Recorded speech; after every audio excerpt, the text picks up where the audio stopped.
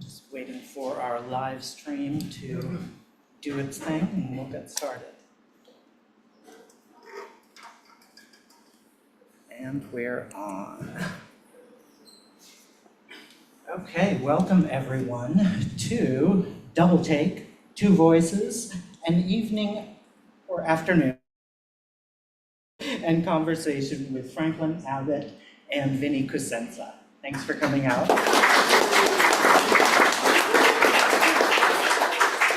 We know you could be outside frolicking in the beautiful weather, so we appreciate you coming inside for this. My name is Greg Newton. I'm the co-founder, along with my partner, Donnie Jokum, of the Bureau of General Services Queer Division, and that is where you find yourselves right now. The Bureau is an all-volunteer, independent queer bookstore that Donnie and I founded back in 2012, and that has been here at the LGBT Community Center since 2014. Today, our volunteer is El Chappelle. Please give it up for them. So as an all-volunteer independent queer bookstore, we rely on both sales and donations to keep this machinery going. So I'm gonna pass a bag for donations. You'll notice there are two QR codes on the back. One is if you'd like to sign up to become a monthly donor, which we very much encourage. We need that monthly donation, especially now that we are paying rent as of July. But it does require some filling out, so scan it and then put it away. The other is the fast and easy Venmo. And then there's good old-fashioned cash, which we love as well. So I'll pass that around.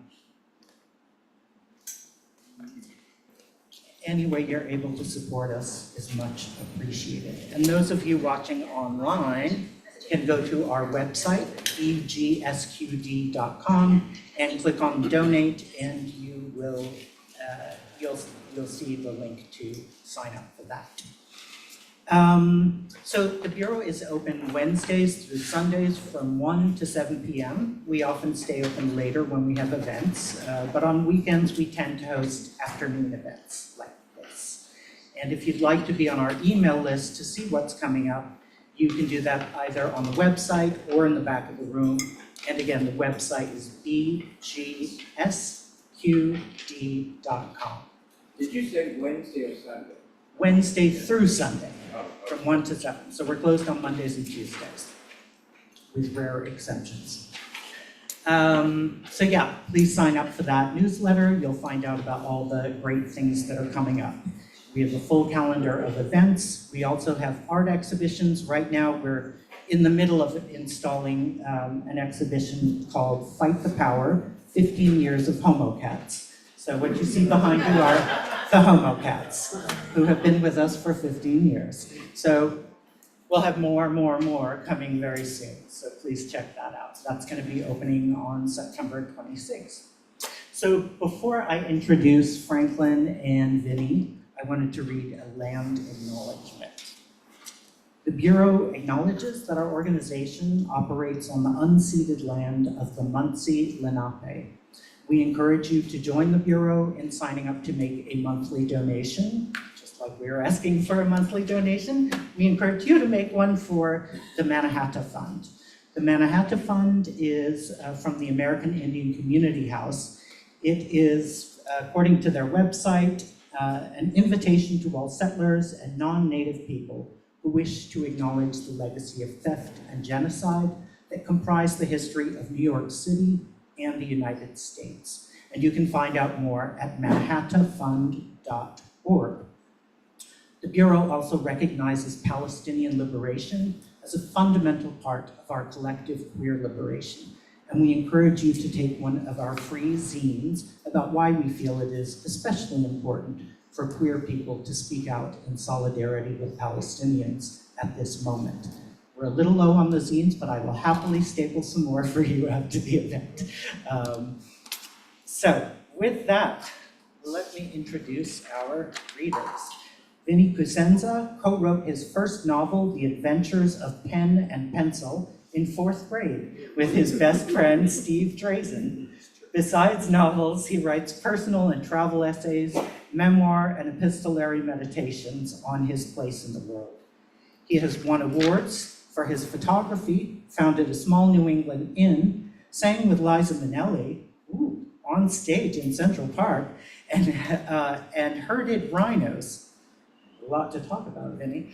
Vinny lives in Park Slope, Brooklyn, with his husband Steve and Nico, their transsexual cat. Hi, Nico, if you're watching.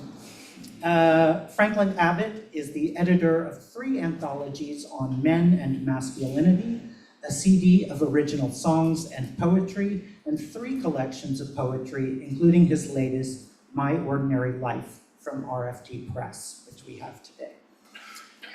He is an original radical fairy, a longtime community activist, and founded the Atlanta Queer Literary Festival. Abbott worked for over 40 years as a psychotherapist in private practice with special interest in spirituality, medical trauma, relationships, and group dynamics. A native Southerner, he lives in Atlanta's Decatur community. Please give them both a very warm welcome.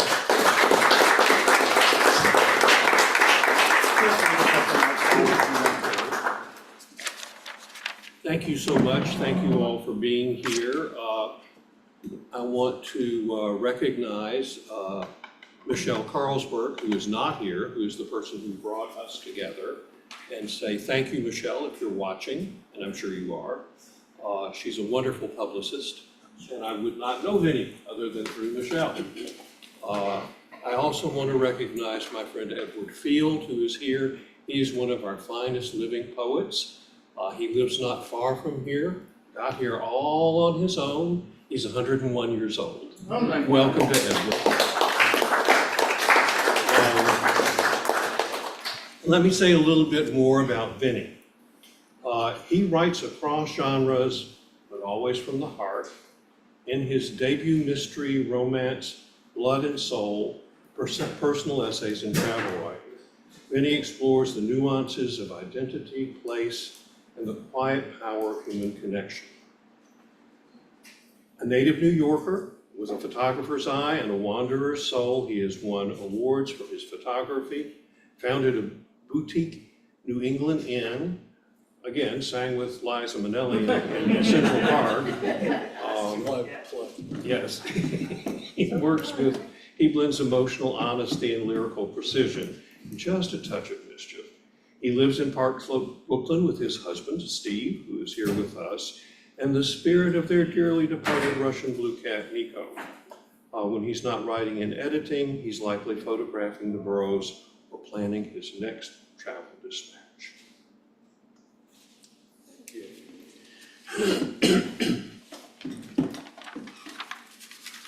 So what can I add to Greg's lovely introduction of Franklin? Well, we've only been in each other's presence now for about half an hour, and I can claim him as my newest friend. Mm-hmm. A man with a very deep soul and a way of drawing the universal out of everyday experience. I'm mightily impressed by the collection of poetry that he is now about to read from. Franklin? Thank you. When I was in college, I studied a graphic illustration of the Four Horsemen of the Apocalypse by Albert Dürer. I would imagine most of us are, if you've looked at art history, you know this horrible illustration of the Four Horsemen. And in my life, I think of the Four Horsemen as being first Vietnam. I was not drafted to go to Vietnam, but I lived in the shadow of Vietnam all through my adolescence in great fear. The second horseman that I encountered was HIV/AIDS, and I worked, through the epidemic. I worked with many, many people who had HIV, who died from AIDS, and it was a terrible time. The third thing that was really frightening and terrifying, and I've not been to New York since this happened, was 9/11. And the fourth thing, which is sort of the central theme of my book, was COVID, how we got through yet another pandemic. The cover of the book, My Ordinary Life, is a graphic that, I will make a confession. It was in February, after 9/11, that I went to the dentist, and I had something done that required pain medication. And I went home, and I was so high on the pain medication, I drew this graphic. It's a circle. And basically the words are, they repeat themselves. Every day I live my ordinary life, so lovely, so rich, and so sweet. It doesn't seem to matter how it repeats itself. Goes over and over, round and round, where it's been to where it's going. And so during the period of COVID, I had an opportunity, one, to be, re-traumatized, as we all were. And secondly, to become reflective. I had a lot of time on my hands. I live by myself, which is not exactly true. I have 2 cats that run my life and are very happy to be looking at these illustrations here. It's that saying, I told you so. So I want, the first group of poems I want to read, center around my experience with the pandemic.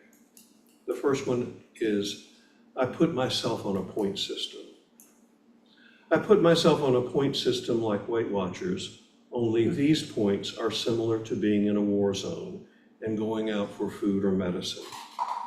I can go for groceries once a week if I go at the right time. I check the parking lot of the grocery store, and if it is full, I go home. Today I mailed packages and tried to fax some documents. The packages went out, the fax failed, not happy about that. 0 points for Zoom, like vegetables. I can have all the Zoom I want, like celery. And though I like celery and I purchase it when I spend points for groceries, the peanut M&Ms I purchased at FedEx, where I shipped my packages and was confounded in my faxing, were only slightly consoling. I spent 3 hours on a Zoom conference this evening, and although it is better than nothing, I could not smell or taste anyone. I could feel no compression of arms around my body. I could speak and listen and wish everyone well, and I did. It was celery, and I wanted sweet potatoes with lots of butter. Sweet potatoes that smell like cinnamon, sweet potatoes that peeled away from their skin and were roasted to caramel and sat warm in my belly. Tomorrow I will bake sweet potatoes, sprinkle with cinnamon and dress with butter. I will peel the flesh from the skin and dive in. No points to count, no love to doubt.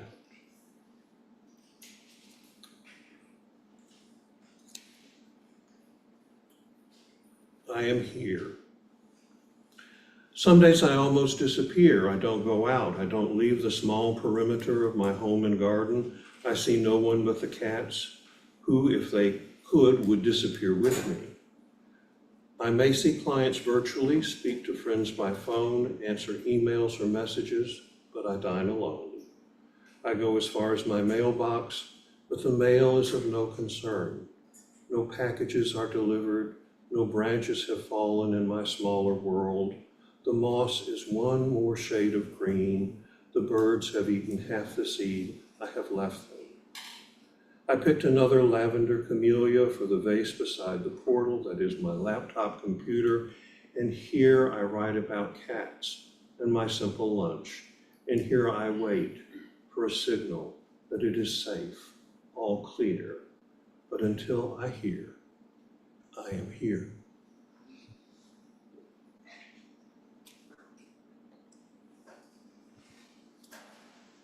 For the soft ride home. A banner in front of the Golden Buddha, inside dining open, we miss you. Chinese food comforts me. I want sizzling rice soup that sounds like Rice Krispies when the hot rice hits the salty soup. I want Mongolian beef, never good at takeaway. And my friend wants noodles and asks me, what? Shrimp, I say. I want shrimp lo mein. So our masked waiter brings our soup and the rice sizzles, and we all exclaim in glee. Then the sweet and salty beef and the green onions on the crispy rice noodles and the shrimp peeking through the mound of lo mein, and we eat and sigh and eat and sigh. The tables are distanced. No one sits behind or beside us. I even eat my fortune cookie with its silly message and numbers for the lottery. I don't want the leftovers. Take them to your brother, I am sated. It was like a dream from before the war, when it was safe to drive for comfort food and eat in peace. No rush, just one bite of this and one bite of that, and enough left over to perfume the car or the soft ride home. The last piece I'd like to read in this section, I selected because the friend that I refer to, Nuumo, passed away about a week ago. And so he is very much on my mind and on my heart. And one of the things that the pandemic offered me was time for reverie. I had a lot of time for my mind to wander and to think about things and to remember things. Before the pandemic, I lived a very busy life. I worked a lot. I had a lot of extracurricular stuff that I did. I have a lot of friends. And so I just got up in the morning and I had a full schedule, and by the time it was all over, I was tired, and the cats were fed, I went to bed, and that was that. But during the time of the pandemic, many of those evenings that had been filled up with concerts or readings were open, and I had a lot of time to think and to remember. And so this is one of the memories that came to me, and of course it came back, having heard of my friend's death. Conversation with the world. Nuumo said to his bewildered son, comfort him. Chris, the oldest of 10, was barely 19, and in his culture, he was still treated as a child. I was his father's American brother, come to celebrate his 50th birthday. I had special clothes for the occasion, as did Nuumo and his wife, Princess, and all 10 children. And I entered with my friend shoulder to shoulder, my friend, the high priest of the God, the 1 million+ people who live on the coast of Ghana, and in Accra, its capital. I had been with Nuumo when the cow was selected, and I had been intimidated by his henchman Da to be present when the cow was murdered. It was brutal. I watched from a distance. There was no mercy for the animal and no revelry from us, the observers. We quietly watched as Da took the animal down with blows from a hammer and scorched its hide with a torch and began dismemberment. No one whispered, no one cried, no one held out a hand to be held. I could leave once the butchery commenced. I had no inkling of what would come. Hours later, I put on the white clothing of the royal family and walked into the celebration amid cheers and applause. My head was spinning. I had a hard time catching my breath. My costume made of shiny polyester felt like a trap. I was nauseous. I whispered in Nuumo's ear, I am getting sick. He ordered a bicarbonate of soda. It didn't work. I knew I would faint. I told him I had to go. I knew it would be odd, not a good omen, but getting sick in front of all his guests, chiefs and priests and the king of the God, would be worse. That is when he told his eldest son to escort me back to my room, my special room just for me, in his newly built stone and marble palace. I stripped off my polyester suit, steaming sweat and cold as ice. Chris piled my clothes on top of me. I shivered and sank into the bed. I looked at him and he looked at me. He was terrified. I had been this sick this way before. Maybe it was food or just a virus I never encountered. Numo called a doctor, came and examined me. He was concerned, but there was nothing to do. I was weak, I was trembling, but the fever and chills were subsiding, and I, just short of delirium, was in and out of sleep. I could hear the celebration reverberating through my open window, and it seemed like an endless hallucination. Was I dreaming? The drums were beating, and for hours the dawn was quiet, until the drums were beating again, and the revelers were dancing and drinking the rest of the liquor and eating the last of the cow. And I slept and woke in the afternoon. I bathed and dressed and walked slowly up the hill to the place where I sat under a tree where the breeze was gentle and cooling, and slowly I came back to life. And one by one the children came to look at me.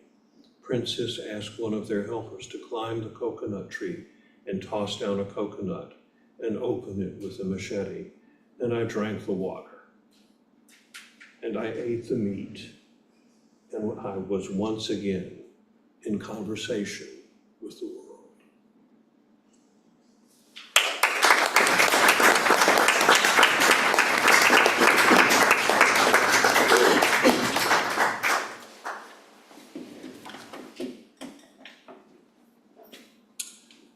So first, I just have to say that I'm having more fun here already than I've had since I can remember. This is just like the biggest birthday party I've ever attended for myself.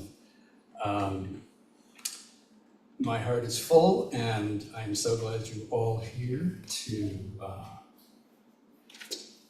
share with me this journey, this writer's journey, and the journey of my characters in Blood and Soil.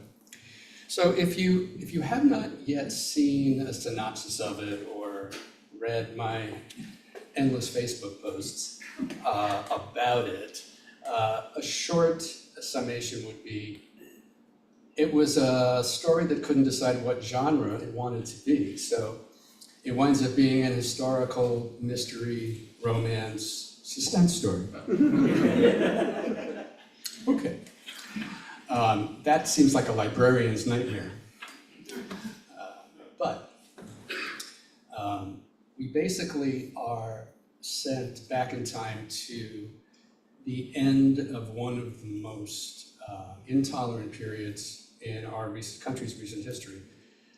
That is the time of the Cold War, the 1950s, the time of the Lavender Scare, the time of the Red Scare, my book takes a hard look at conformity and intolerance in that time period. It's set in the summer of 1960, which sounds like the 60s, but it was really still the 50s. This is during Eisenhower's presidency. Most of the book is set in a corner of Appalachia, not far from New York City, where we have three distinct groups of people, suspicious of one another, generations of resentments, territorial pressure and friction. So basically we've got a working class WASP community on hard times, which I would call the local community. We have a community of mountaineers who have Native American ancestry and live basically off the grid to stay out of trouble. And then we have bootstrapping city people, a lot of them first or second generation American immigrants, European immigrants,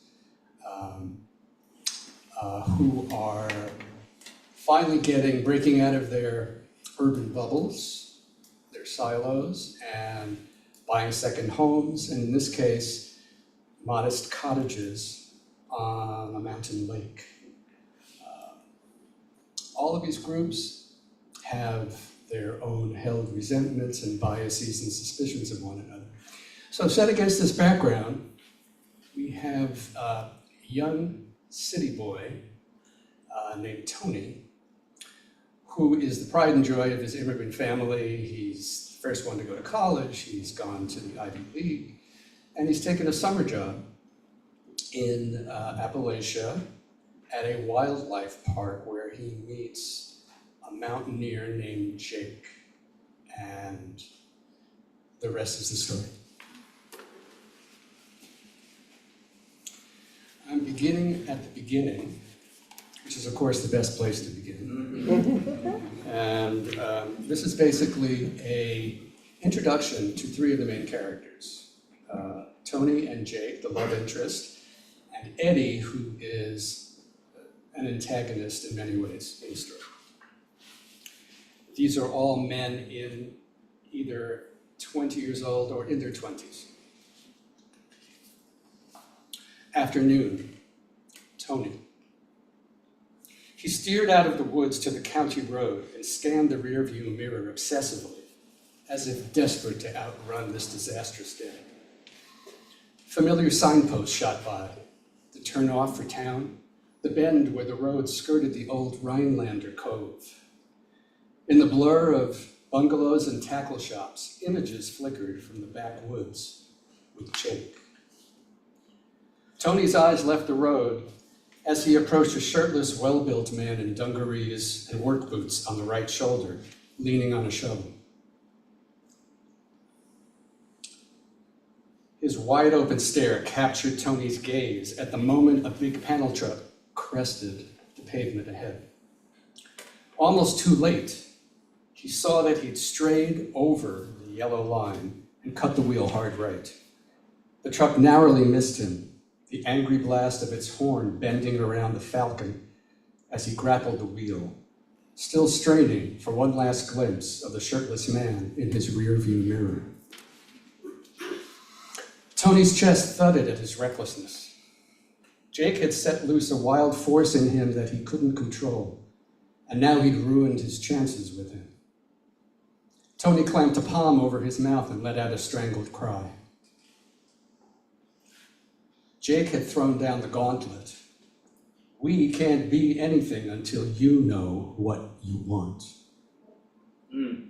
Camping hadn't helped. If anything, it had exposed Tony's bone-deep ambivalence about Jake and himself. Where did that leave him then? Who was he? Columbia man, his parents' pride? A perv on a police blotter? What was the way forward when all of his choices meant exiling a piece of his heart? Evening. Eddie. Eddie held his breath for the awful sound that meant it was done. His head throbbed with the incomprehensible. His best buddy, Stefan, was dead, and Eddie had just avenged him. He careened through the woods to a clearing where Stefan's sister knelt, rocking and moaning. He grabbed her long flaxen hair and slapped her hard with the back of his hand. You two-faced whore, look what you've done. Animal, murderer, Carla growled and clawed at him. But he grabbed her outstretched arm and twisted it behind her back before dragging her off, bare heels plowing lines of resistance in the loamy earth. Eddie shoved Carla into the El Camino, slammed the door, and landed hard on the driver's seat. The mixed blood's sickening stench of sweat and lust filled the cab of the truck, the one that Silas had taken her up the mountain in tonight. Taken what wasn't his. He pawed the unfamiliar dash for the keys, started the engine and plunged them headlong through squealing brush. Hard hammering, Eddie's eyes bounced from the rushing forest to Carla, pressed against the door, her splayed, bloody handprints smearing the glass, painting over the pallid moon. His stomach lurched. He tried to stick to the plan, goddammit, but everything had gone wrong. How was he supposed to keep a cool head face to face with the scum who'd screwed his girl? This was worse than all of his other fuck-ups put together, and he was terrified that Uncle Otto would find out and make his life hell. But Uncle was the sheriff, and this was campaign season. Maybe he could make it all just go away, like he bailed out Eddie before. Uncle had said that his half-breed opponent was giving him a run for his money this election. Maybe he had to bury Eddie's big problem if he wanted to stay sheriff. Eddie's sweaty hand slipped on the wheel and the chassis shinnied, wrestling him for control. A sudden click and rush of air snapped Eddie's eyes back to Carla, shouldering the open door, and he lunged for her just as a sharp impact slammed it shut and threw her against him. Carla squalled and thrashed him with her fists, wailing, "Silas!" again and again, each cry a knife to Eddie's heart. Eddie hooked his arm around her neck and squeezed with a force that lifted him from his seat.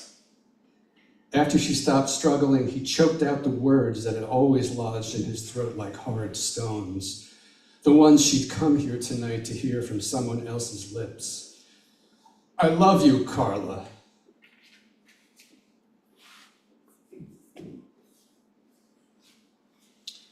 Midnight. Jake. Jake steadied himself against the door of his pickup as the mountain spun around him. He probably hadn't needed all that drink in town, but he'd been in a mess of confusion about Tony after breaking camp. At least now the roar in his head had quieted. He scythed his way through weeds to the barn door and wrenched it open. He glanced sideways toward the new project on his workbench. Digging into his satchel, he pulled out the new woodworking gauge, sleek, Swiss, expensive. He held it in the half-light, but his vision wouldn't focus, and then his whole body collapsed in on himself. He flung the tools to the dirt and strode to a basin and pitcher on a stand under a dangling mirror.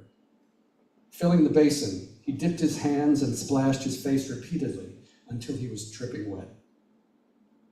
He toweled with frenzied strokes, stopping only when his skin grew hot and raw. He stared into the glass at the blue-gray eyes, chestnut cheeks, and dark hair, and made a sound like a wounded animal. "Mountain monkey." He knocked the pitcher and basin to the ground and stumbled to a shelf thick with sawdust. He grabbed an open bottle, wiped its lip against his shirt, and took honey-colored gulps, fire sluicing his chest, pulling him down. "God damn me," he muttered. He must have dozed. He pushed up from the packed dirt and wobbled outside. The sudden flood of moonlight made him wince. He scanned the front yard. No El Camino. Fear razored through him. It had to be 3 a.m. Where the hell was Silas? His brother had been courting trouble since spring. He'd ignored all the keep-out signs and gone where he had no business being, where any fool from the mountain knew not to trespass. Jake staggered to the house and up the sagging porch steps where he left his boots and went inside. He tiptoed upstairs and climbed into his bunk. His brother's snores soon delivered him to sleep. Too soon, his eyes opened to a wan glow edging the curtains. Temples throbbing, Jake dropped to the rug soundlessly, grabbed a clean t-shirt, and pulled on dungarees and socks. He scanned the room. His 2 eldest brothers lay sprawled in their bunks. Silas's sheets lay untouched. Jake sidestepped a loose floorboard, padded downstairs to the kitchen sink, and splashed his face and neck with icy water. He toweled dry, slipped on the t-shirt, and strode to the door. He stepped out and set it softly in its frame. His gaze shot to where Silas's flatbed should be. His brother had slept off plenty of benders in the barn or the old miner's ruins to dodge Mama's lambastings, but something was off this time. Ugly scenes flickered behind Jake's eyes, and his stomach tightened. The forest rattled and clicked last call of the night. Jake scooped up his boots and sat in a weathered rocker, tying the laces with quick, spider-like movements.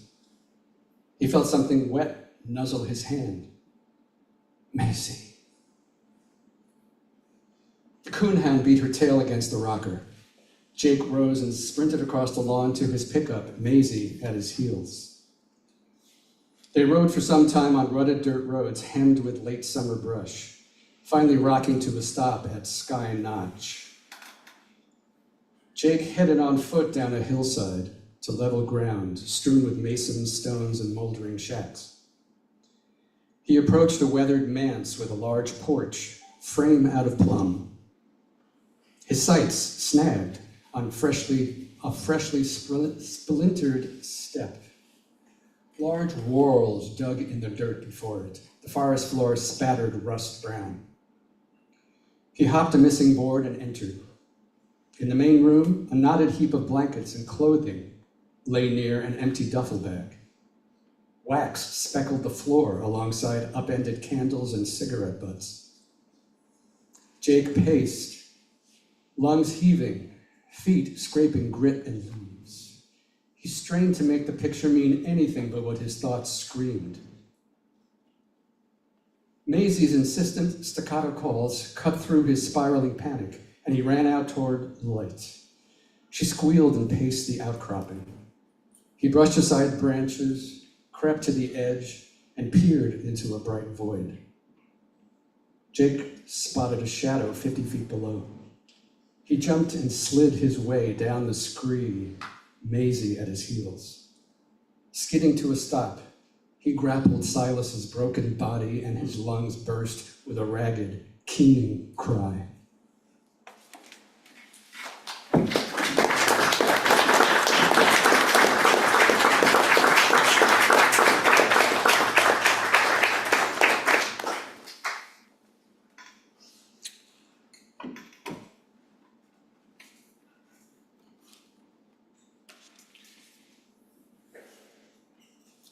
Earlier this year, I was in India, and I've long been an admirer of the poet Rabindranath Tagore, and I went to one of his residences in Bengal state, and there was a big quote of his up on the wall.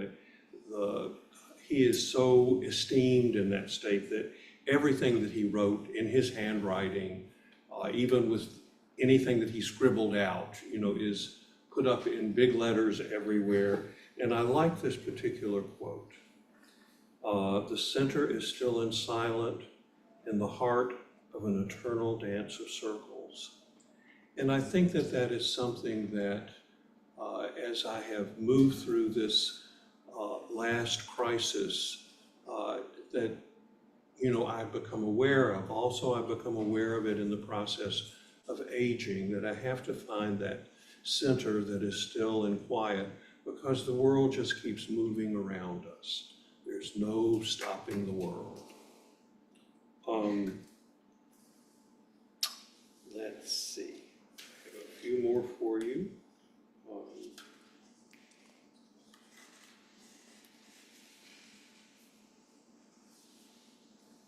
This is a poem about recovery. Something I think that, we're all still probably processing, recovering from this last trauma that we went through. The name of the poem is Luminous. My friend Noel came for dinner, and I admit I invite him because he is luminous. 2 years ago, Noel fell from the roof of his house and was told by his doctors he would not walk again. He drove to my house, walked to my door, and climbed my steps. We sat in my parlor and had a drink, told stories, and ate dinner together. We see each other's luminosity in heightened states, extreme emergency, extreme ecstasy. Noel has been putting his broken body back together, bone by bone, tendon by tendon. What does my body do across the table from his body, across narratives and under sinew? How do my neurons rearrange themselves to accept his transmissions and send clear signals? I suppose since we are broken in different ways, my brokenness speaks to him and his to me. It is only through the cracks in the egg we see.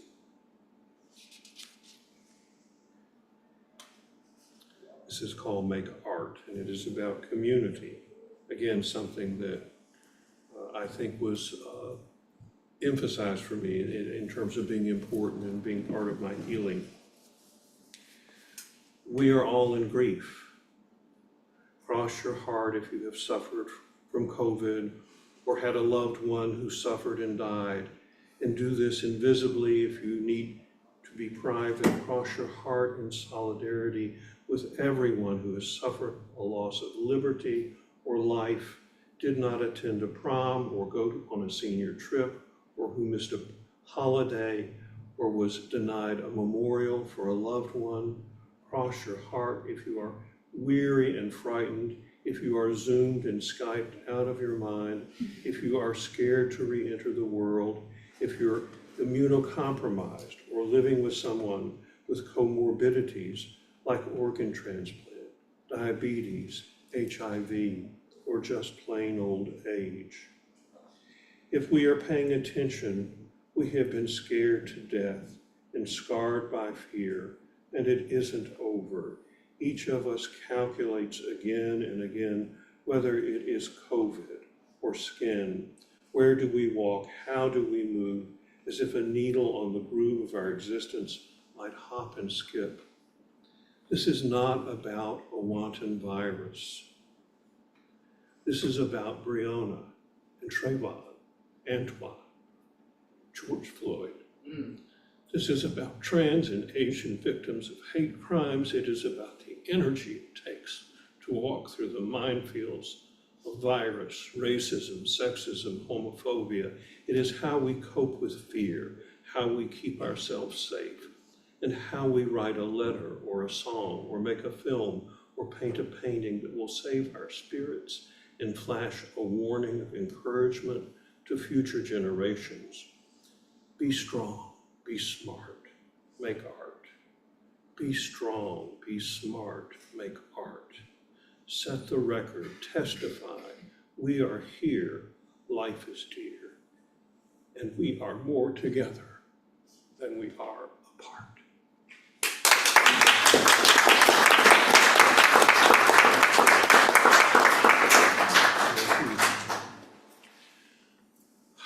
The news is often unbearable.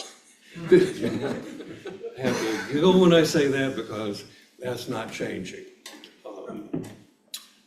Mass shootings, senseless wars, wildfires, and flood, the politics of brutality.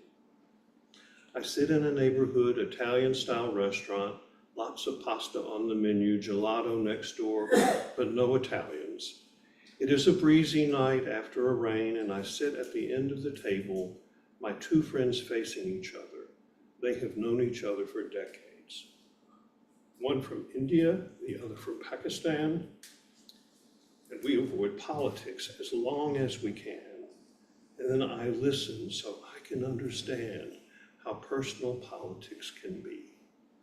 My Indian friend explaining, my Pakistani friend inquiring, and I am ordering our dessert, pistachio gelato and lemon sorbet, two flavors that could not be more different, melting beside each other in the bowl, our 3-spoon scooping, stories not jibing, history in fragments, friendship walking on glass. Who broke the window? I don't know. And the three of us, all post-colonials, finish desserts and go to our cars that are parked in direct opposition.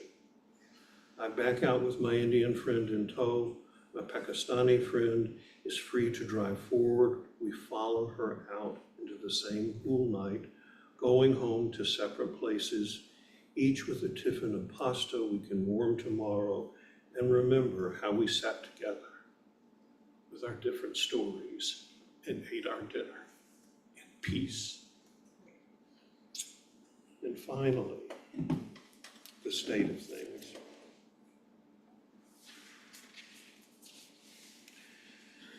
I read about the ice shelves of Antarctica collapsing, and the water rising all around the world. Tornadoes erase civilization along a 200-mile track in Kentucky, and a new variant of the COVID virus shuts down the Netherlands. Senate recalcitrance keeps social progress at bay. Racism denies that it exists. LGBTQ refugees huddle in a camp in Kenya, hungry, brutalized, no doctors, no way out. Tyrants strut across the world stage as if it was 1932, and if that isn't enough, people are so frightened and ignorant that they will believe anything is true. I don't know how to solve this riddle. It is bigger than my brain and deeper than my heart, but I know where I am is where I started. Who needs a phone call? Who needs a visit? Who needs a pot of soup, a loaf of bread? Who needs a hug? Who needs an arm around their shoulder? Who needs $1 or $2? Who needs a welcome? Hey, come over to my house. Let me feed you supper. Let me listen to your story. Let me hire your son or daughter. I have so little and so much, less money and more touch, less to legislate and more to compensate. I am not a crane. I cannot bear the strain of tons, but maybe in the moment when you need a little lift, my love is leverage enough.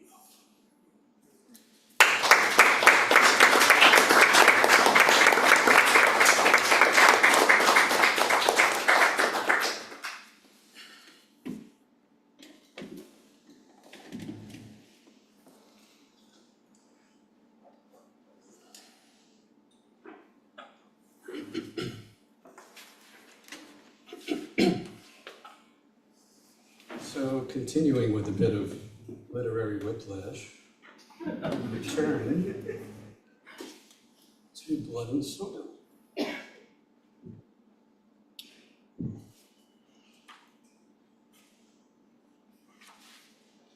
You know, I had spent a good amount of time transcribing what I was going to read today in beautiful wide margin, double-spaced text in a Word document, and even marked where to breathe, and particularly long run-on sentences. And then I left them at home. So, I'm going to continue to breathe.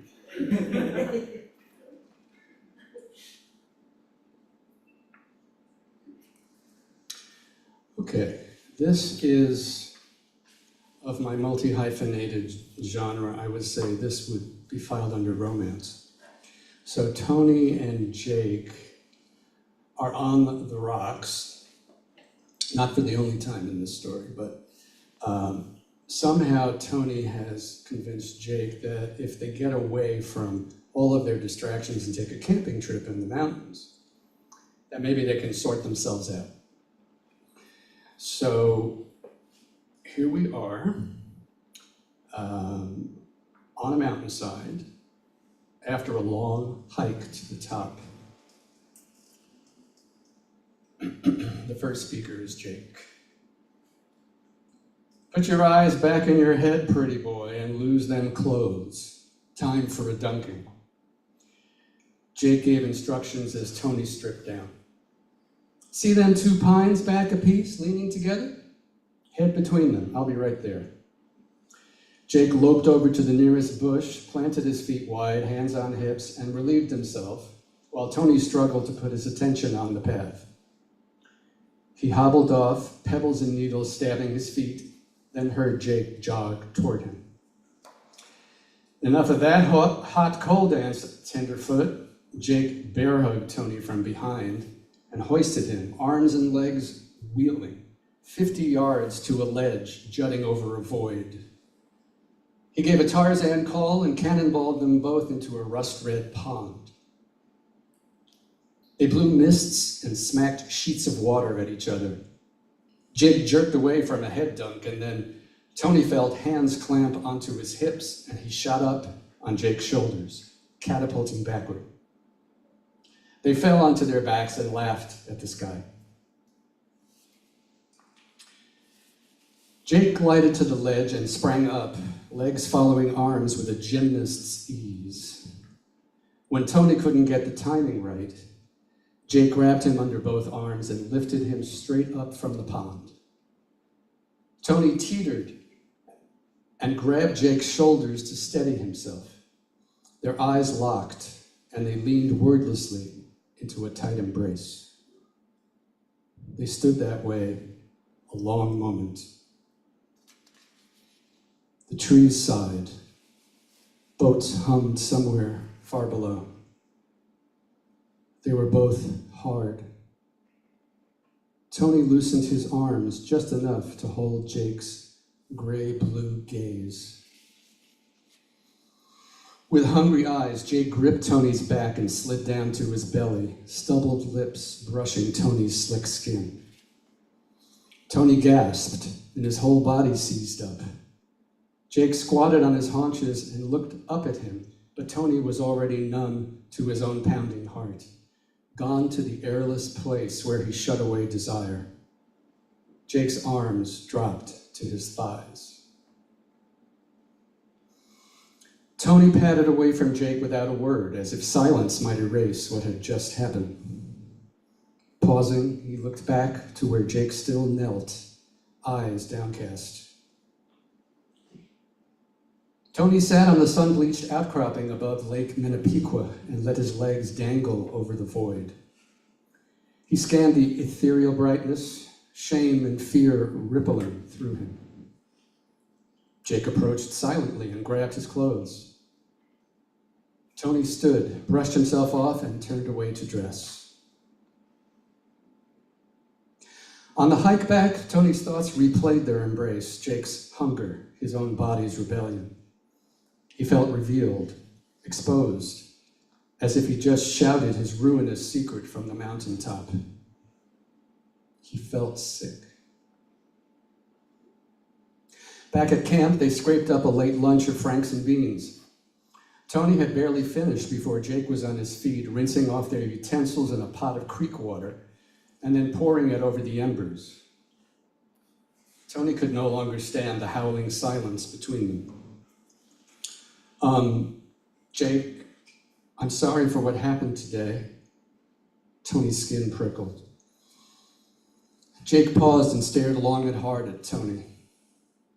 Forget it, he said gruffly, snatching a canvas bag from their tent and began stuffing stray gear in it with sharp stabs of his arm.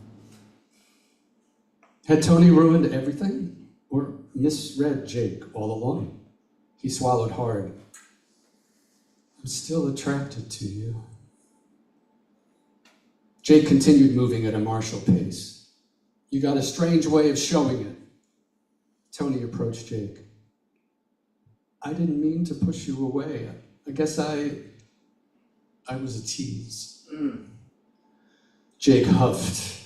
Nothing new for me, man. I'm sorry if I hurt your feelings. Jake looked up at Tony and shook his head. Hardly matters now, does it? You have every right to be mad, Tony said wanly. Jake grimaced. I'm not mad. Tony was desperate to make things right. Jake, I know we have our differences, but I want you to know that I like you just the way you are. I don't need your approval. Jake pulled a pot and some tools out of the tent and tossed them into the half-full bag. Tony's throat tightened. I'm sorry, I didn't mean it that way. I just don't know how to say how I feel about you, he whimpered. Jake threw down the bag with a clang that made Tony jump. God damn it, will you stop apologizing for your life and just live it? Jake cried. And then Tony's mouth was on Jake's. Lip-scorching lips, sending all thought up in flames.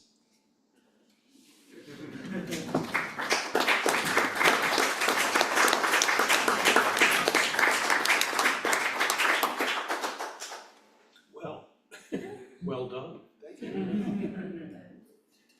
No, I thought you were going to read the second section. Oh, that was what second? Was that your? That's what second. Are you going to read another one? Well, I do have it. please do. Do you want to hear it? Yes, I do. I think I do. Okay. All right, well. Once I'm on a stage, it's hard to drag me off of it, so I'll just continue. Yeah. I think Carrie knows how that feels. Right, Carrie? And Chuck.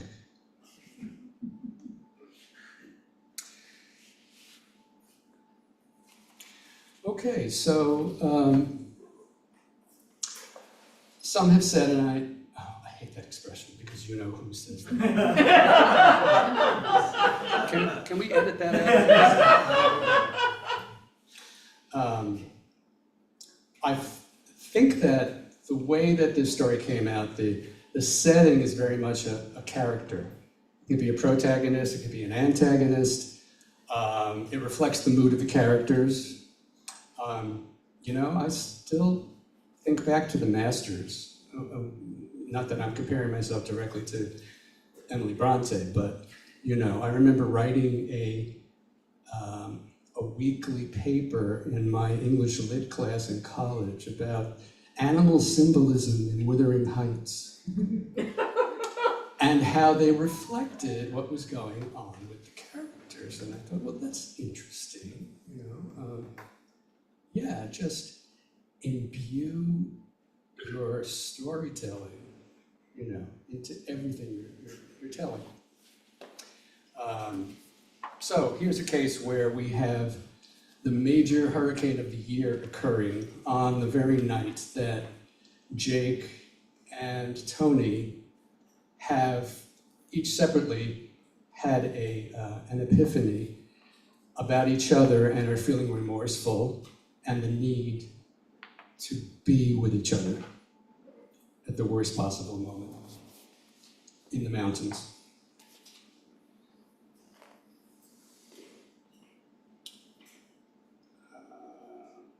So I have to fill you in a little bit more from where I'm starting. So Tony goes off in search of Jake on the mountain, but this is mining country. So there have been mining in these mountains since the colonial times, right up until the end of World War I. And the mountains are honeycombed with these tunnels. And it's not uncommon when there's sustained drenching rain for sinkholes to crop up, where the ceiling of the underworld collapses. And somehow Tony has managed to get himself in big trouble on the mountain, and Jake is coming to his rescue. The roar of the storm quickly ceded to Jake's echoing footfalls.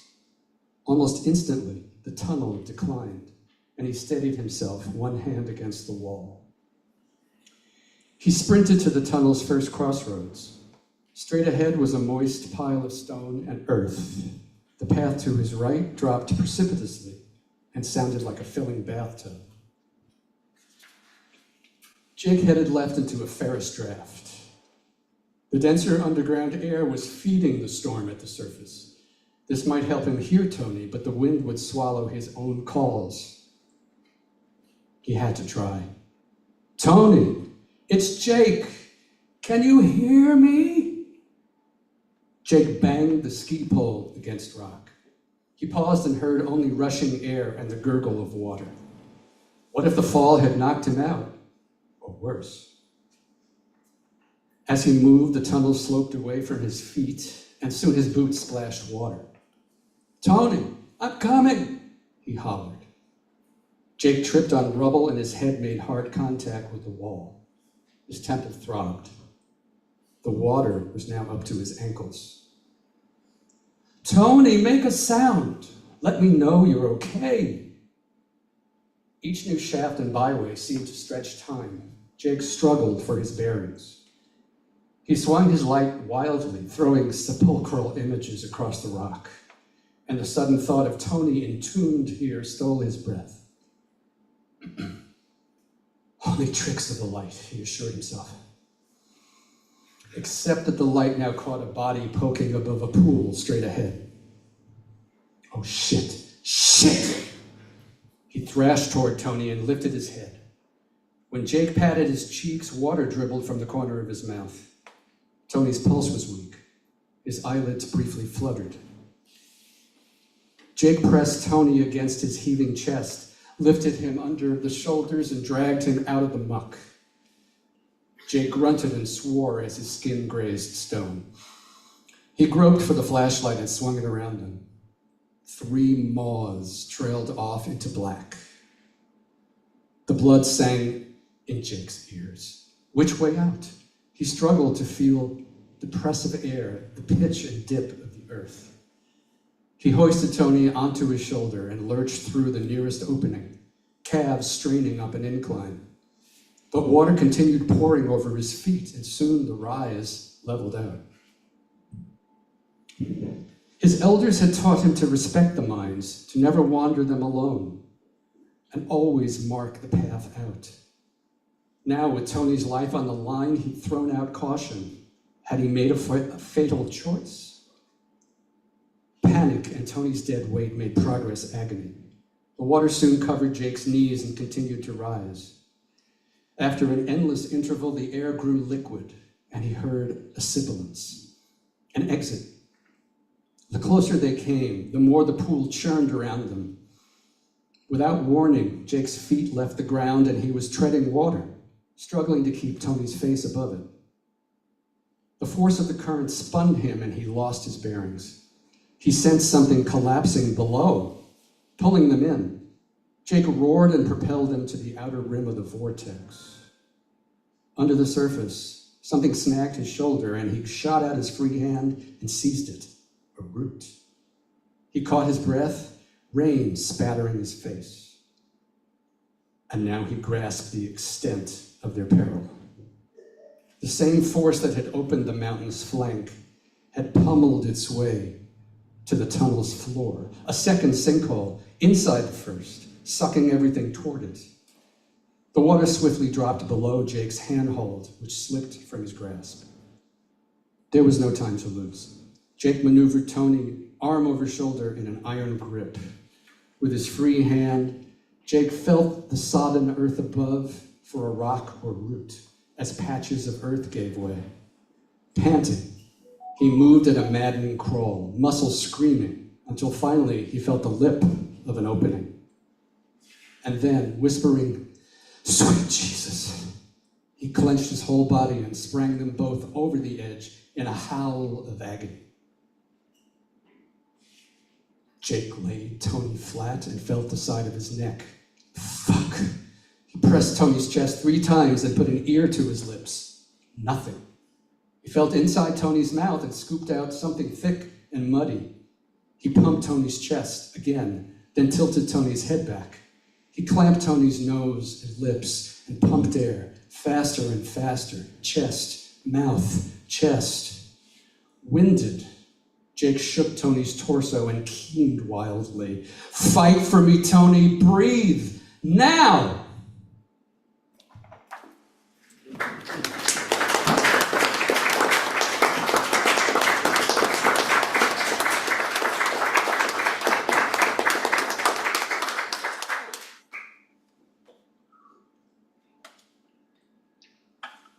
We would be happy to answer any questions that you have or hear any comments that you have.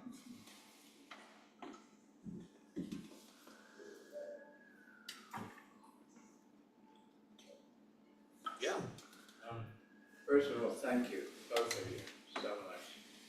I was particularly touched by your recovery. And just a few days, I was asking a friend of mine who's a college professor of history, do you think we'll live long enough to recover from what we're experiencing now? And he said, no, not in our lifetime.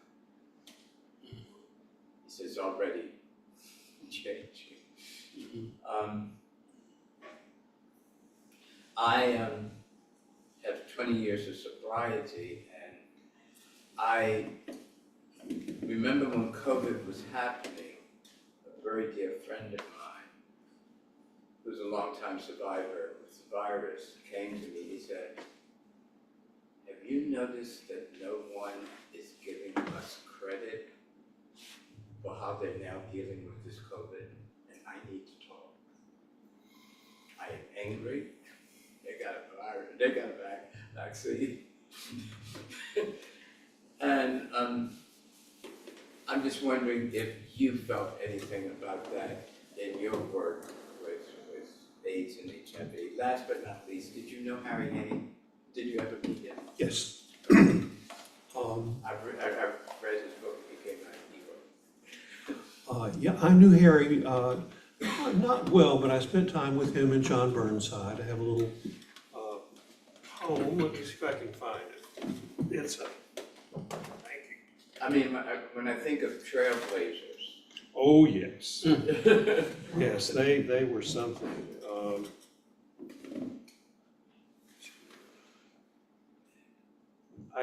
I like to put in little pieces about people simply because I think it's important that we remember. This is very short, Harry and John. Harry and John were a longtime couple. They were trailblazers. Harry was one of the founders of the Mattachine Society, which was a gay activist group that met in the 1950s. And he was quite a character, And I knew him and John through the Radical Fairies. We were all sort of original Radical Fairies. And this gives you just a very brief sense of their relationship, Harry and John. John was sweet to Harry's sour, salt to Harry's pepper. Taken together, they were quite a dish.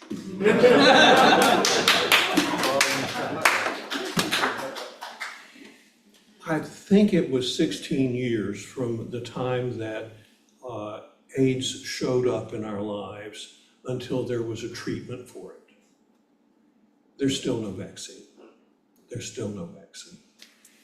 And I know it's a different virus than the COVID virus, but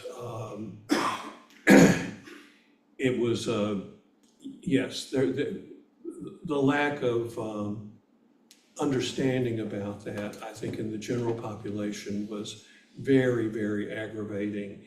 And the lack of credit that we as a gay community got for what we did to pull together to get through that. And we're still having to pull together to get through that. Not that COVID has gone away, No. but it's a very, very aggravating parallel. I don't think they give us enough credit for the work they did with COVID because we came before. Yeah. And that's what my friend was saying. He said, I'm angry. He said, what, a year or two after this COVID and they got a vaccine and. Right, and things changed rapidly and we no longer think of it, although I did get vaccinated, last week again for the 6th time. We no longer think of it as a deadly virus, most of us. And we no longer think of HIV as a deadly virus, and both are deadly viruses. Yes. Both are deadly viruses. Thank you. Yeah, I think I just heard the news, I think this last month, that this is the first time since the pandemic that COVID has dropped below the top 10 causes of death in this country, just with the latest data. Oh, yay for vaccines. Yes, absolutely. I mean, I was so enthusiastic when I could get it. I got it as soon as I could. And part of that was my experience going through HIV where there was nothing. There was nothing. Thank you. Vinny is one of those some people are saying about you in the locale. So I think it was one of the first people who mentioned it too. It's so deeply felt, your rendition of that corner of New York that most people don't know, and maybe a little New Jersey as well. Can you talk more about your personal connection to that and how it manifested? Sure. Yeah, thanks for the question. Yeah, I spent all my summers growing up until college in a corner of Appalachia which we didn't call Appalachia. That was my question. Yeah.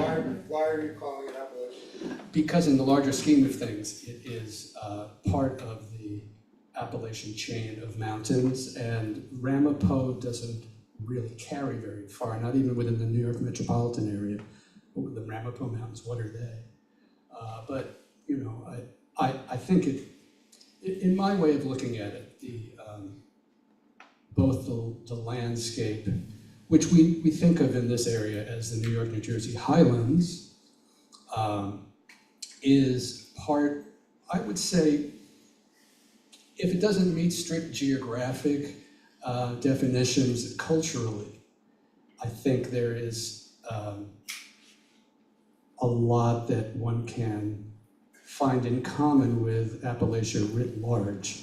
I know that when we hear Appalachia, we may think of Southern Appalachia, and we think of that culture, that language, you know, but we have our own impoverished mountain areas and people who you could say the economy, the culture has left behind, and there's a lot of resentment there towards people who they view as elites.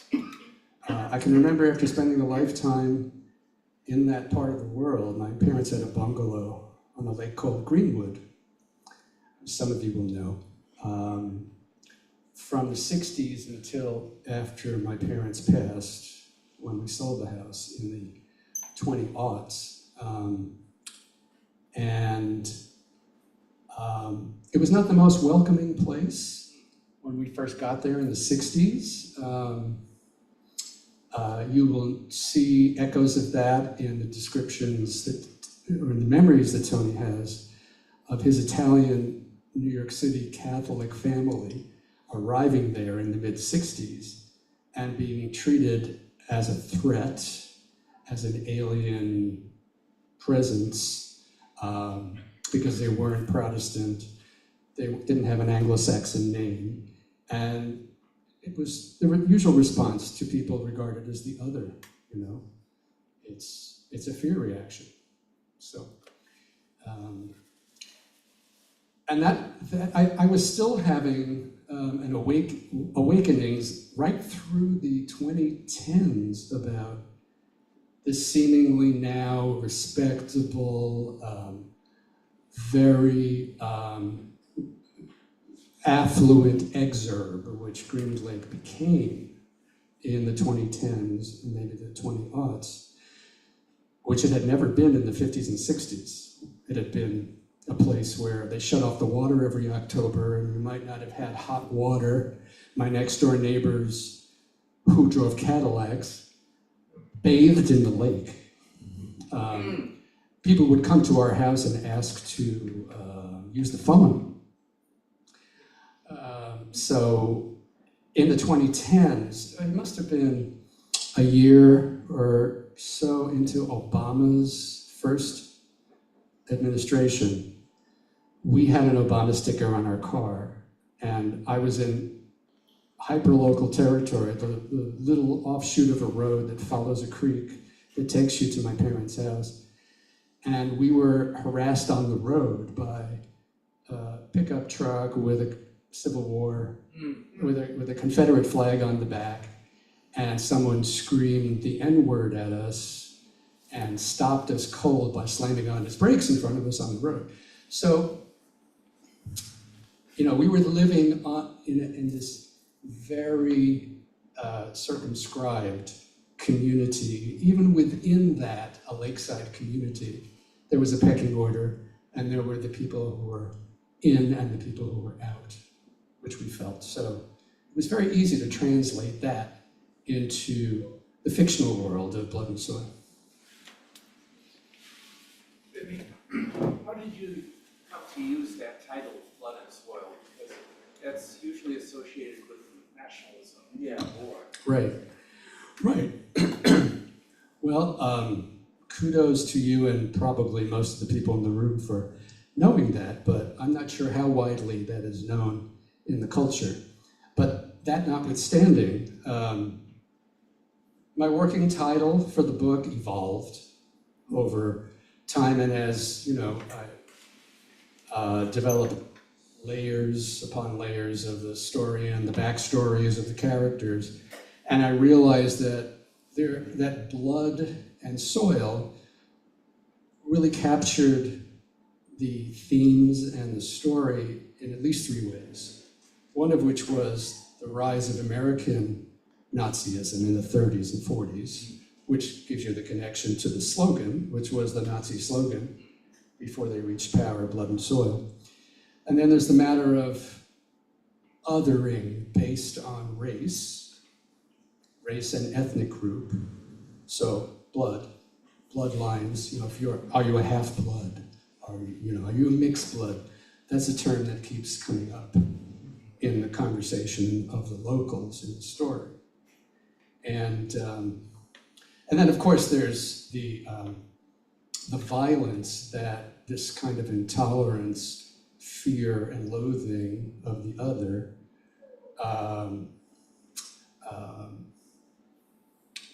that's engendered by the social groups being at odds with each other. And so you've got a bloody clash of peoples.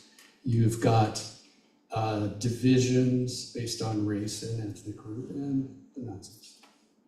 So it seemed to fit. It came only in the last, 10% of the life of writing this book. But you also have the fact that one group was coming in and taking their soil. I'm sorry, thank you for reminding me of the soil half. That's right. The fact that there are no trespassing signs everywhere, which I can very clearly remember. And, if you were the right kind of person, you could ignore them. You could, like in England where you can hike across private property and it's understood that there's a right of way and nobody bothers you. But if you're a mountaineer who can look anything from my skin color to the typical appearance of an African American, you may not receive such polite treatment. So yes, it's layers of incursion, occupation, displacement from the people who feel that these are their ancestral lands, to the people who came in the waves of immigration in the 19th century, or even before that, when there were many Germans who came to America to work iron mines in the Northeast. And northern New Jersey, southeastern New York State was a center of iron mining until the iron ranges in the Midwest took away the business. So yes, some are colonists, ancestral peoples, colonists, starting with the Dutch and then subsequent waves of Europeans, which, if you read some of the histories, the indigenous peoples were forced out of the good lands, the best, most fertile, farmable lands, and pushed into the lands where you could only subsist, mountainous in some cases, or were enslaved. So you find in this social isolate I call the mountaineers, you find people with Dutch surnames. And that had to come from somewhere, right? So it's a fascinating group of people who have not really had their due and are actually a recognized Indian tribe in the state of New Jersey, but by nobody else, unfortunately. So, thanks for the question. Still on the books. Covenant's still on the books, no Jews, no blacks. Oh, yeah. Well, we were there when I was growing up. There were covenants against selling houses to Jews. But, in the 50s and 60s, that wasn't an isolated thing. So, and the only time we ever saw people of color was on the lake, early in the mornings fishing. two gentlemen with fishing poles gliding by, but never saw them at the supermarkets and the churches, at the motorboating around. No contact. We were the exotic neighbors, Italian American. So. Jose. Thank you. Besides your experience, is there anything that you had to do any research on for your book? I noticed that you used a couple of terms that were very specific for the 50s. Uh-huh. Is there anything else that you researched on? Oh God, plenty. Yeah, I had a lot to learn. I mean, I've read some excellent books about. There are flashbacks and scenes that relate all the way back to Weimar Germany, and World War I, and of course I had to do some research about that. Wonderful history called Before the Deluge. Author's name escapes me, but many of you will know it. As well as the history of American Nazism. It's interesting. In the last, I don't know, half a decade, people have come to know about this outrageous rally at Madison Square Garden in 1939 on George Washington's birthday, where the garden was packed with pro-Hitler, sympathizers. There's a huge, fracas outside doing all of this, and there have been documentaries now. There's one on PBS. Somebody wrote a book. After I started researching this, somebody wrote a book about the American Nazi movement. I have the citations in the back of the book. I can find it for you. I really didn't know how deeply I was going to delve into American Nazism when I first started writing this story. It was more focused on the romance, on those two characters, and getting a sense of place and backstories of these characters, of course. But when I discovered that there had been an American Nazi youth camp up until Pearl Harbor, a 30-minute ride from my parents' bungalow on our lake. And then, in fact, that it was just one star in a constellation of them ringing the New York metropolitan area, and also with outposts in the Midwest and the West Coast. Then I thought, we're really onto something serious here. So that's when I delved even more deeply into that history.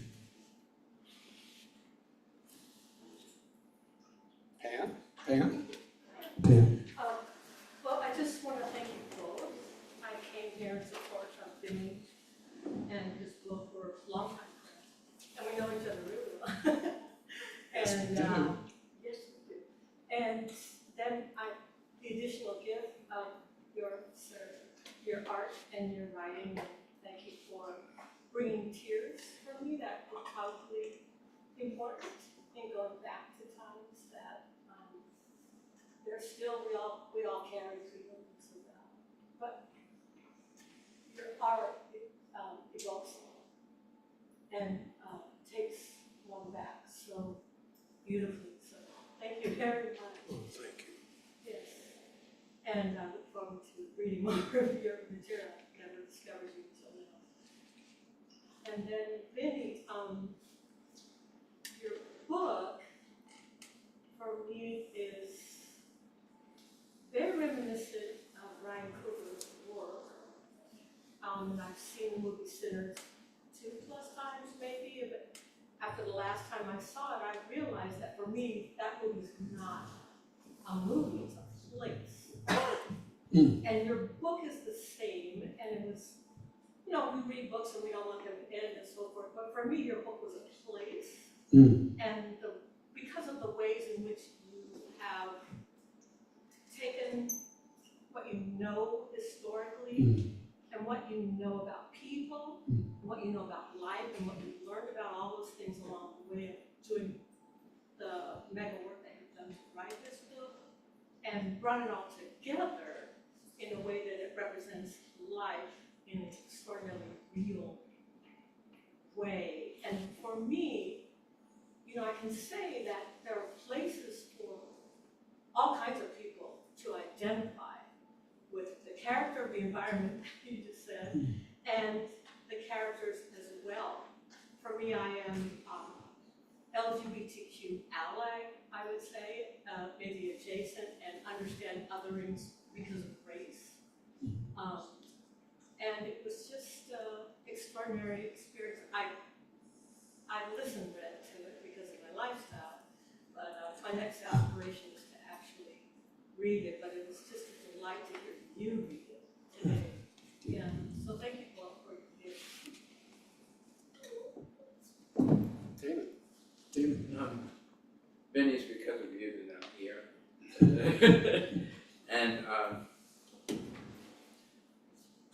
I'll be 76 in a month, and it's only maybe in the 5 last years I've realized how much of my life has been in denial of the fact that when I left my mama's womb, I was seen as different, even within my family. And I even speak for those here who are allies of the community, and how many challenges we faced. I think I was in my early 20s when I realized I was going to live an intersectional experience of race and homophobia before the term intersectional was even invented. I remember, I grew up in Baltimore, and I remember, certainly by the early 60s, because I went to the March on Washington, hearing the stories of federal workers who had committed suicide because they had been exposed to black war.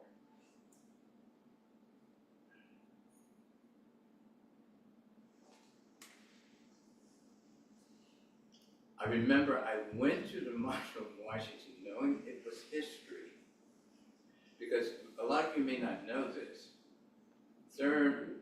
Strong, what's the guy?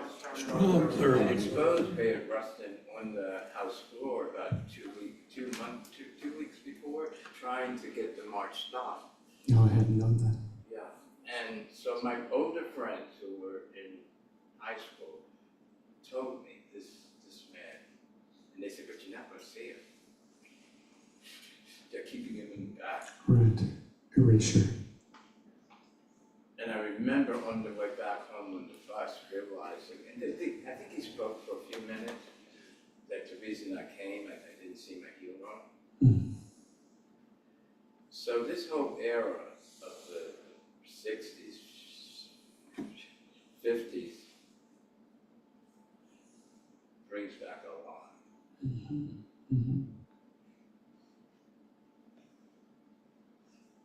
I had gotten off from work as an usher at Radio City. Nobody remembers this place. But there used to be a bookstore where the Monster Bar is. And I stumbled onto the Stonewall riots. It happened at 1 in the morning. I got there about 9 or 10 today. And I remember saying to George Wilson, who would have thought that this was history? And he said, are you kidding? He said, this was our Rosa Parks moment. We've been waiting for this. So, anyway, I'm very touched. I got your book just this week, so I haven't read it yet. But thank you for being here. Thank you, and thanks for giving us that longer perspective and the intersectionality of the struggles. Thank you, Dave. Question for Franklin.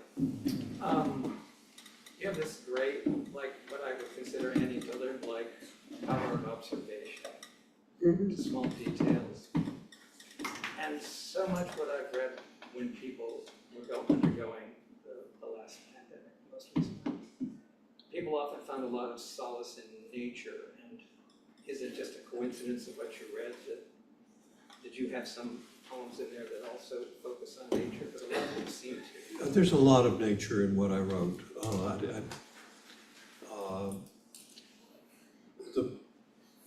then he sent me his excerpts, and I looked at them and I wanted to kind of work off of those.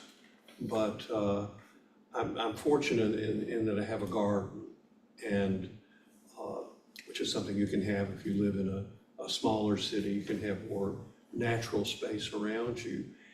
And I have, being in the South, I have a screen porch, and I would sit out on my screen porch with my cats, and I don't know how many frogs live in my backyard, and crickets and cicadas, but that would be the symphony that I would hear, in the evening.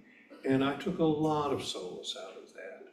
I would meet my friends for walks as opposed to meals, because we could walk together in nature. And I kept saying, we need to do this more when things go back to normal. More walks, fewer calories. But of course, we've gone right back to the other way. Annie? Question for both of you, or either one to answer. I don't know if it's a valid question, but it just popped into my head. Both of you look back on certain American decades, the 50s, the 60s. You started with the AIDS and moved forward to the pandemic. Do you see any parallels, and I'm not looking for views on politics, but do you see any parallels between what went on during both of your historical periods and what's been happening to the American society in the last 10 years?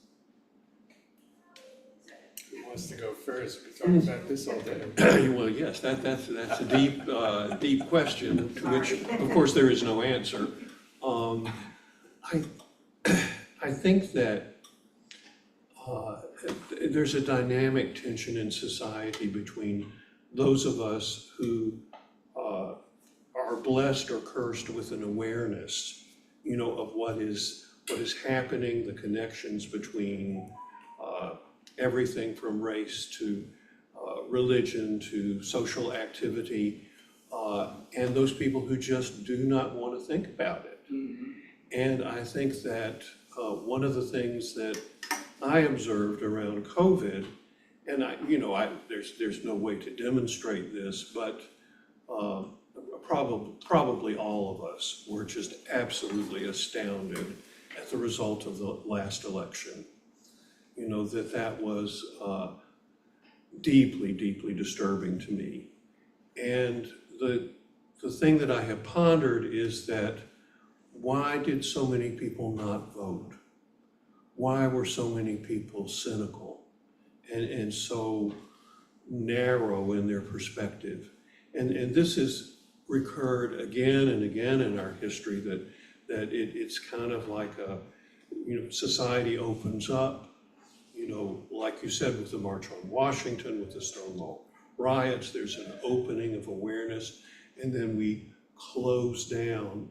And I think that with COVID, there was so much grief.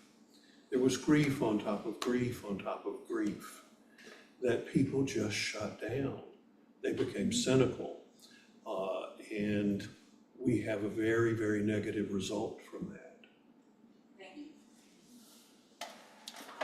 I just wanted to, address from my point of view, I just wanted to say something about how my characters evolved in this age of mendacity.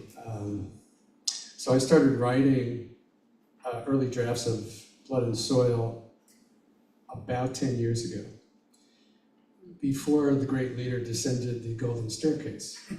Excuse me, escalator. Golden escalator. He would never take the stairs. And I had an antagonist planned out, this white supremacist sheriff character. You did not hear today, but he's a major player in propelling the story. And the more I wrote, the more current events overtook us all, and me in particular, as a news junkie, the more the real life and the fictional characters began to converge.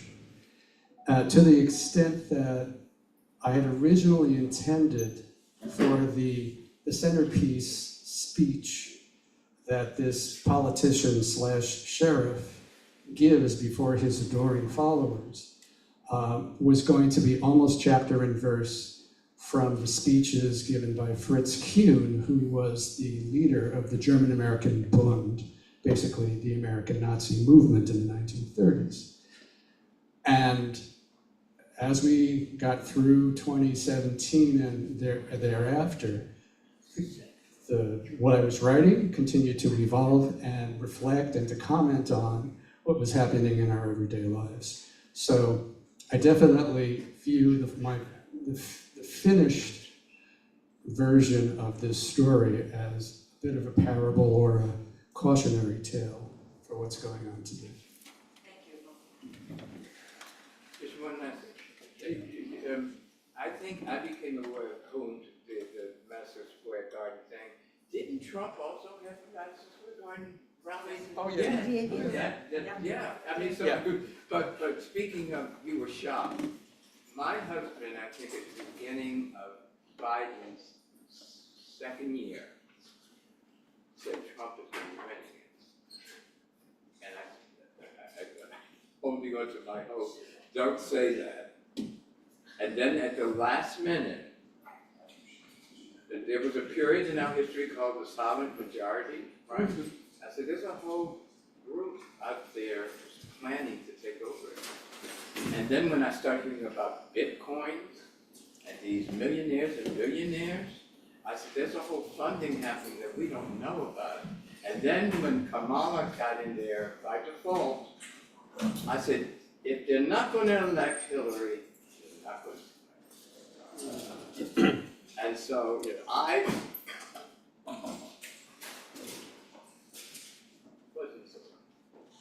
wasn't surprised at all. There were a number of hands in the back that I'd love us to get to before we all break, because we're well into our time now, I think. So if anybody had something they were bursting with, please. Carrie? Yeah, I just wanted to say thank you so much. I came from Vinny, who I haven't seen in, I think, 30 years. Yeah, and with Franklin, that was so lovely hearing your calls. Thank you so much. It's so touching. And, but Vinny, what a joy to be here and to find out about this other part of you. This is such a joy. Do you mind if I say how we know each other? Sure. Vinny and I used to sing, I'm gonna cry, many years ago in the Stonewall Corral. Oh. Yeah, and I think we started, just before or at the beginning of AIDS. And I think at the largest I point. think we were already about 7 or 8 years into it when I joined. Oh, okay. Then we were about 80 strong, and at our, I think our, at the peak of the group, and half women, half men, and it was like a family. And It really was. and we lost most of the men, including our conductor. And but this is such a joy to hear this today and to find out about this other part of you. Thank you so much for letting me know. It's a wonderful book. I highly recommend it. When Michelle connected us, Michelle Carlsberg, I thought, what in the world do I have in common with a romantic historical genre novel and just everything. Wonderful book. Thank you, Franklin. So we're going to wrap things up. There are books for sale by both of our authors. I'm sure they're happy to sign copies, and Came we prepared. can continue to converse. Thank you for having us. Absolutely. And thank you to our